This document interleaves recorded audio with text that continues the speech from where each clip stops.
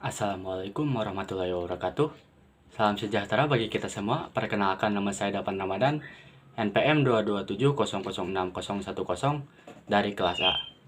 Puji syukur kehadirat Allah Subhanahu wa taala, berkat rahmat dan karunia-Nya, alhamdulillah saya dapat menggarap dan menyelesaikan tugas artikel ilmiah ini. Saya ucapkan terima kasih juga kepada Ibu Nita Nurhayati SPD MHum selaku dosen pengampu mata kuliah Bahasa Indonesia.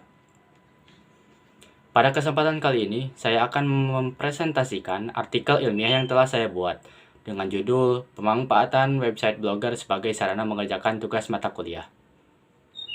Sebelum masuk pembahasan, saya akan memberikan gambaran singkat atau abstrak dari artikel ilmiah saya. Sekarang ini sudah banyak sekali website-website yang dibuat untuk membantu para pelajar ataupun mahasiswa dalam mengerjakan tugas yang diberikan, dan salah satunya ialah Blogger.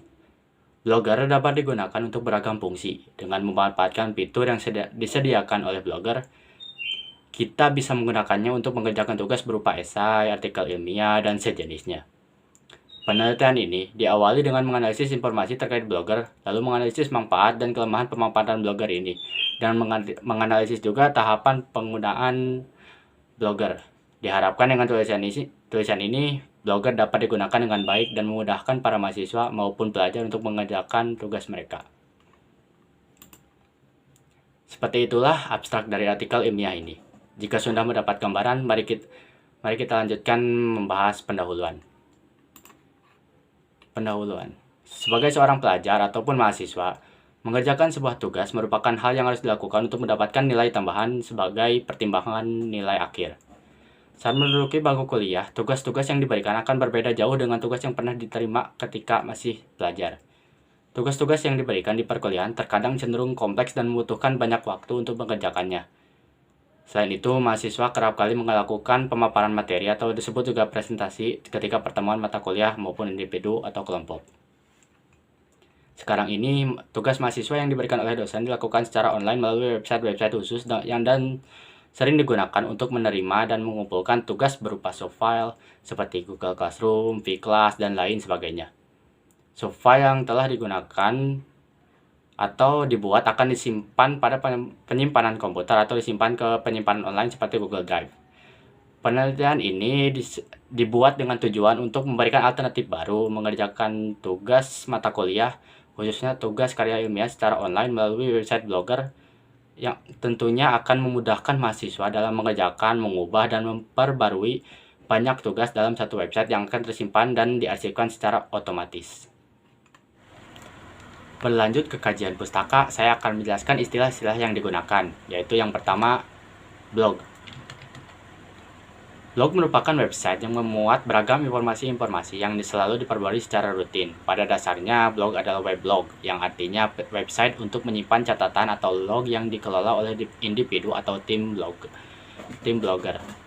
Blog pertama kali digagas pada Agustus 1999 oleh blogger yang kemudian diakuisisi oleh Google pada tahun 2003. Weblog merupakan istilah pertama yang membentuk blog, diciptakan oleh John Barger pada tanggal 17 Desember 1997. Yang kedua yaitu blogger. Bisa dilihat dari namanya sendiri yaitu blogger. Blogger merupakan website layanan penerbitan blog yang dikelola oleh satu orang atau tim. Blogger ini dikembangkan oleh Viral Labs dan diluncurkan ke umum pada tanggal 23 Agustus 1999. Dibuat dengan bahasa Python dan dapat digunakan gratis untuk umum dengan membuat akun Google dan menyambungkannya. Bahasa pemrograman yang digunakan Blogger untuk template-nya yaitu HTML sebagai bahasa utamanya sebagai kerangka membentuk dan menempatkan objek pada blog, lalu diikuti dengan fungsi dari bahasa lain seperti CSS dan JavaScript untuk menambahkan desain agar website atau blog yang dibuat lebih nyaman untuk dipandang. Yang ketiga yaitu template. Template merupakan tatanan atau pola dengan bentuk tertentu. Template juga dapat diartikan sebagai sebuah file dokumen yang memiliki format preset yang digunakan sebagai titik awal agar tidak perlu membuatnya kembali. Jika template digunakan pada blog atau website yang kita buat, maka blog atau website yang tersebut akan mengikuti pola dan tatanan yang sudah terbentuk dalam template yang dipakai. Sekarang ke metode penelitian. Metode yang digunakan dalam penelitian ini yaitu metode penelitian kualitatif, yaitu dengan mengkaji atau menganalisis penelitian sejenis yang sudah ada dan juga menganalisis website yang akan dimanfaatkan sebagai sarana untuk mengerjakan tugas mata kuliah. Analisis data dilakukan dan disajikan secara deskriptif. Langkah-langkah yang dilakukan untuk proses analisis ini secara urut dapat dikemukakan sebagai berikut. 1. Menganalisis untuk mencari informasi terkait permasalahan blogger. 2. Menganalisis solusi dari permasalahan blogger. 3. Menganalisis tahapan dalam memanfaatkan website blogger sebagai sarana mengerjakan tugas mata kuliah.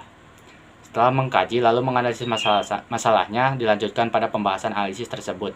Kemudian akan ditarik kesimpulan yang akan menjadi hasil keseluruhan penelitian secara singkat. Analisis dan hasil penelitian. Permasalahan penggunaan blogger. Blogger merupakan website blog yang memiliki beragam fungsi dan penelitian ini bertujuan untuk memanfaatkan blogger sebagai sarana untuk mengerjakan tugas mata kuliah. Berdasarkan analisis yang telah dilakukan, berikut informasi hasil analisisnya. 1. Fitur yang disediakan blogger. 2. Manfaat dari pemanfaatan blogger sebagai sarana mengerjakan tugas mata kuliah. 3. Kelemahan dari website blogger. 4. Cara menggunakan website blogger sebagai sarana mengerjakan tugas mata kuliah. Pembahasan tentang yang sudah dianalisis. Fitur yang disediakan blogger. Blogger menyediakan banyak sekali fitur yang menguntungkan bagi penggunanya untuk membuat blog yang luar biasa dengan cara sederhana. Terdapat 3 fitur utama yang menjadi keuntungan dalam menggunakan blogger, yaitu gratis, terhubung langsung dengan Google, dan memiliki tampilan yang sederhana.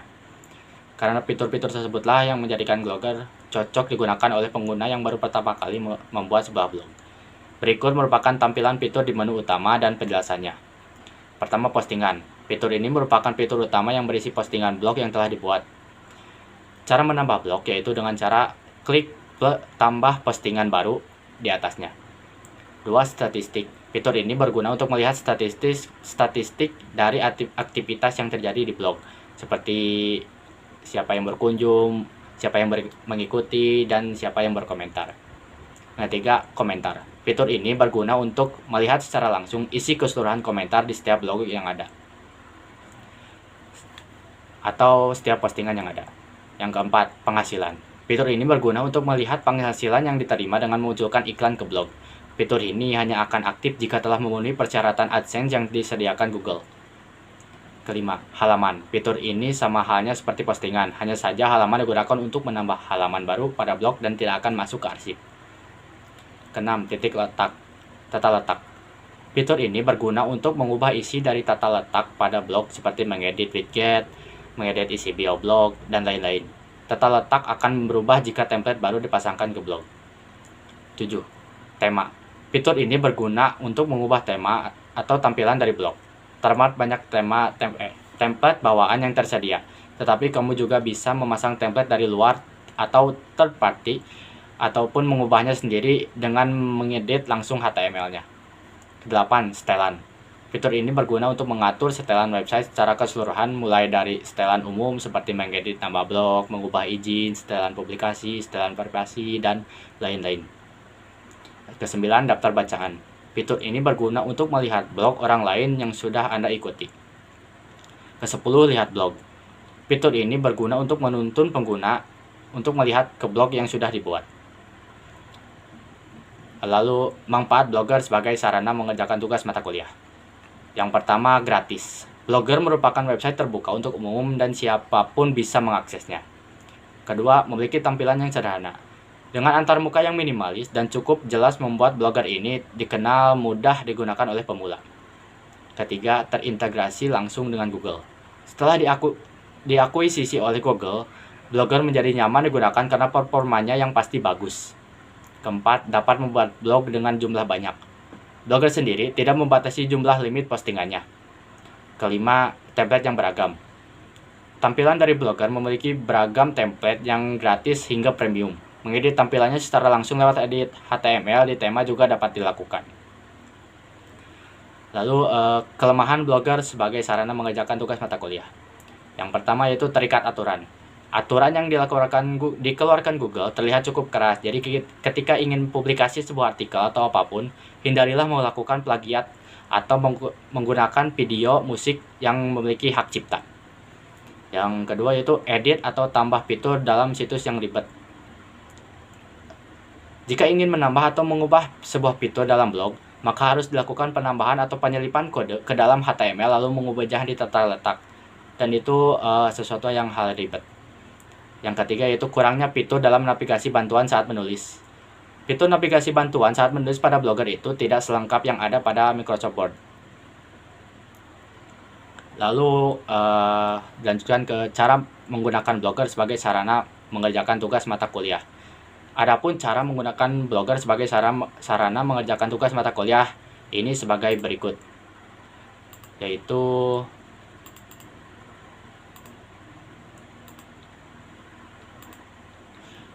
satu, pengguna harus memiliki akun Google terlebih dahulu. Jika sudah, bisa lewati ini. Kedua, masuklah ke website blogger.com dan lakukan proses pembuatan blog. Ketiga, isi semua sesuai proses pembuatan lalu klik simpan jika sudah. Lalu yang keempat, setelah blog dibuat, buatlah postingan untuk memulai menulis dengan cara klik tambah postingan baru di kiri atas layar. Setelah dialihkan ke mode edit postingan, tuliskan judul dan isi pengguna pada postingan tersebut. Bisa dilihat dalam gambar yang di kiri awalnya kosong dan di kanan sudah diisi judul dan isi artikelnya. Yang keenam yaitu setelah pengguna bisa menyimpan atau publikasikan tugas tersebut dan akan tersimpan aman di blog. Berikut gambar tampilan blog jika pada laptop. Karena laptop saya tidak mendukung recording, jadi ini gambarnya. Anda juga bisa kunjungi blogspot saya yaitu daretugas.blogspot.com untuk melihatnya langsung. Dan ini juga ada tampilan blognya pada Android seperti ini.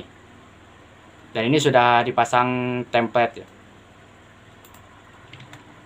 Baik, terakhir kita masuk ke penutup. Berdasarkan analisis data, hasil penelitian ini dapat disimpulkan bahwa Blogger walau dalam menulis, navigasi pembantu untuk menulis tidak selengkap di Microsoft Word seperti tidak adanya margin, seperti itu. Tetapi Blogger sudah cukup bagus untuk menulis tugas-tugas perkuliahan seperti artikel atau esai. Dengan performa server luar biasa dan fitur penyimpan otomatis, kita tidak perlu lagi khawatir akan kehilangan progres penulisan. Tampilan dan tombol yang minimalis sederhana membuat Blogger cocok digunakan oleh pemula. Selain itu, kita juga bisa membuka Blogger secara online melalui layar handphone, dimanapun selama terdapat internet.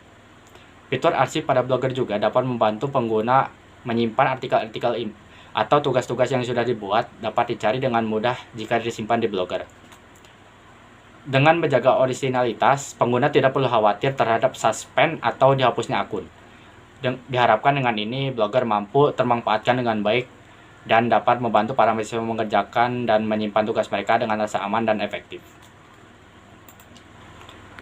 Baik, segitu saja. Jika ada yang ingin ditanyakan, dipersilakan setelah saya menutup presentasi ini. Sekian dari presentasi saya. Mohon maaf jika ada salah kata. Wassalamualaikum warahmatullahi wabarakatuh.